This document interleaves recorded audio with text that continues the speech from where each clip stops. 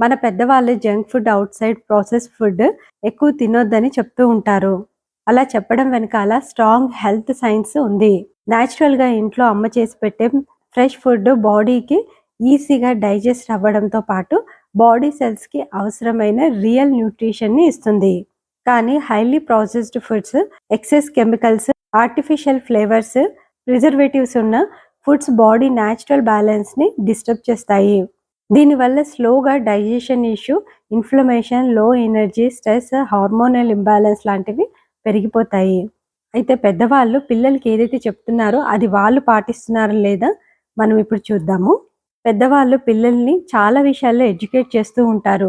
కానీ పెద్దవాళ్ళు కూడా వాళ్ళేం చేస్తున్నారనేది కూడా ఒకసారి చెక్ చేసుకోవాలి.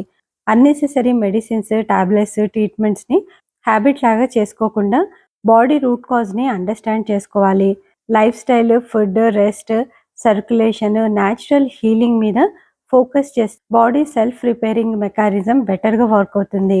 నేచర్‌ని అపోజ్ చేయకుండా అమ్మలాంటి ప్రకృతిని అడాప్ట్ చేసుకొని సింపుల్ న్యాచురల్ లైఫ్ స్టైల్‌ని ఫాలో అయితే మనకు అన్నెసెసరీ మెడికేషన్ అవసరం ఉండదు. పిల్లలకి ఇంకొన్ని విషయాల్లో కూడా ఎడ్యుకేట్ చేస్తూ ఉంటాము. అదేంటంటే టైం వేస్ట్ చేయకండి, మొబైల్‌ని ఎక్కువగా యూజ్ చేయొద్దు, ఫ్రెండ్స్ విషయంలో జాగ్రత్తగా ఉండాలి. ఇలా మనం వాళ్ళకి చెప్తూ ఉంటాము. కానీ వాళ్ళకి చెప్తున్నప్పుడు ఫస్ట్ మనం కూడా పాటించాలి.